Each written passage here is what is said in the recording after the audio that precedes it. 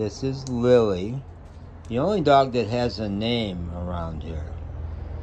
And there's something about it. Lily came to them from some friend or family member, and maybe that Hazel, the 4-year-old, is attached to it. So Lily has a name. None of the other dogs do have a name.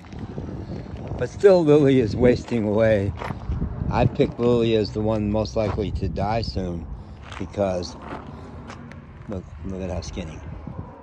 Lily has gotten extraordinarily attached to me to the extent that I have to ongoing discipline her that she's not allowed to try to keep my dog away from me, which she does on a regular basis.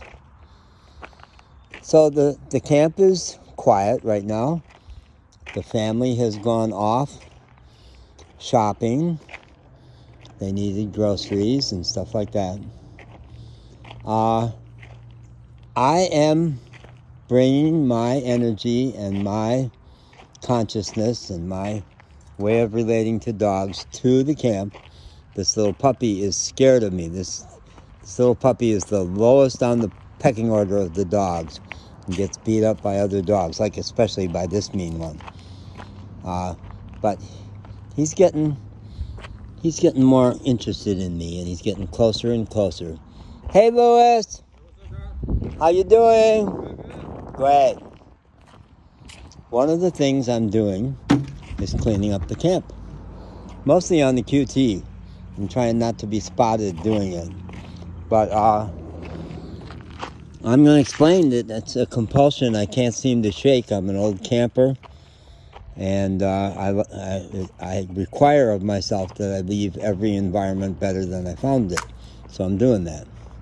There's that puppy. There's that puppy. You know you want me. You know you want me. This morning I had all the dogs out running as a pack. And last night I very bitterly complained about how painful it is to go to bed knowing that my dog is well fed and none of the others are. That's absolutely true.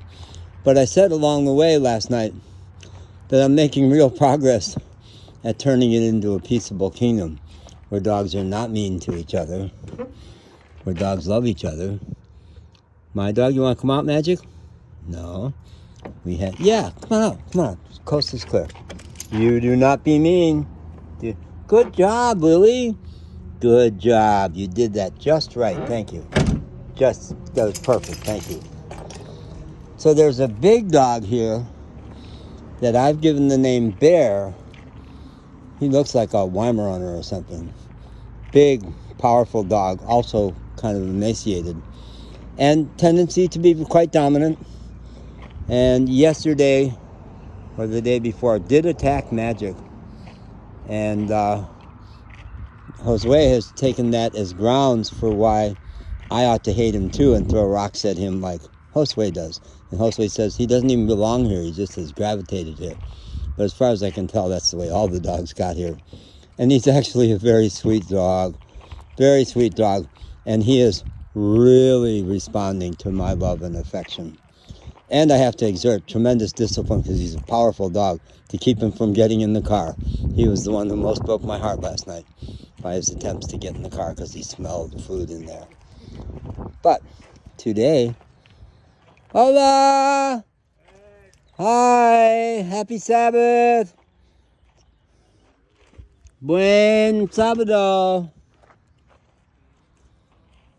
See some of the old guys, the neighbors do congregate here. I think especially because of Leo, the dad, and Ray, his brother.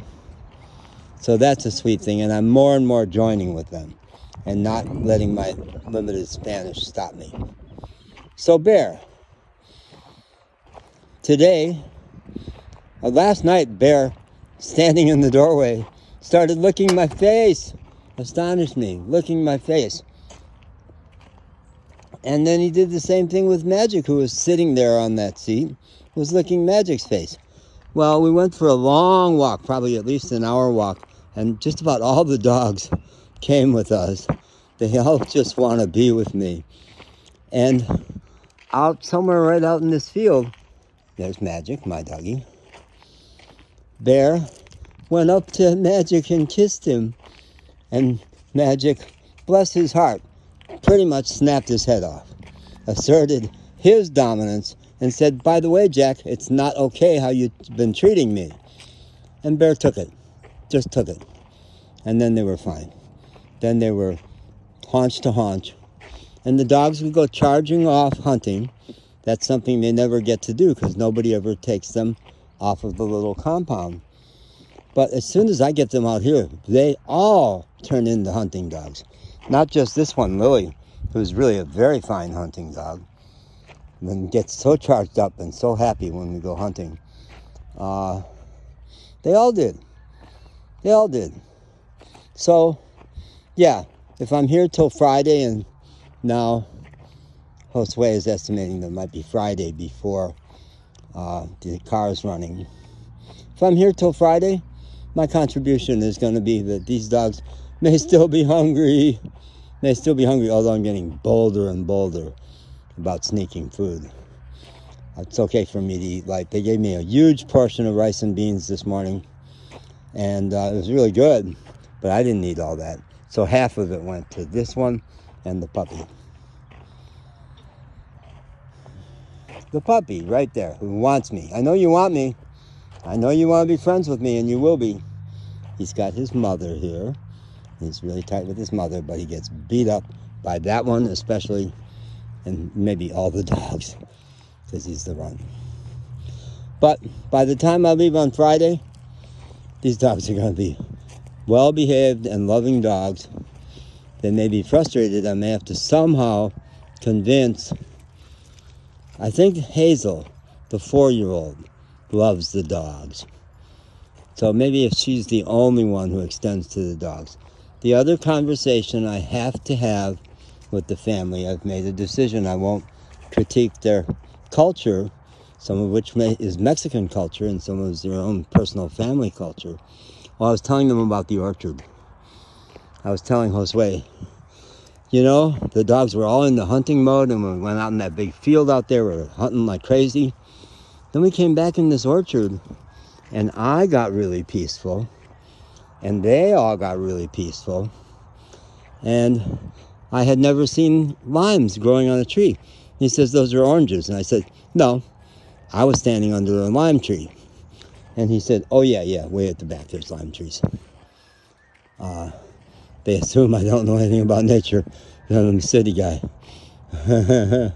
So the other thing I have to find a way to say, speaking of nature and the power of nature, and I just put up a video from yesterday about spring, the return, the rebirth of nature, and what nature has done in terms of healing me over 3 years.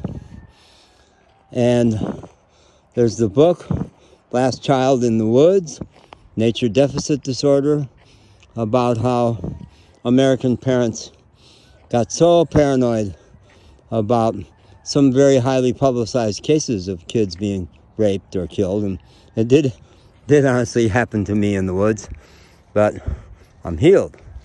I'm healed of that. And I love the woods. There they go. Oh, there goes Lily. Lily's an amazing hunter. And the little puppy charging after. They've made a strategic decision to keep the kids in the house. Yeah. They say that the baby, little Sophia, they didn't even know that Sophia was Greek for wisdom. That was a contribution. The baby is prone to getting sick, and she gets sick less if they all stay in the house all day. So I had been really looking forward to being out here. I'd get to know Hazel, the mom, more, and those really beautiful kids. I haven't seen them. Today was the first sighting, and it's because they're going out.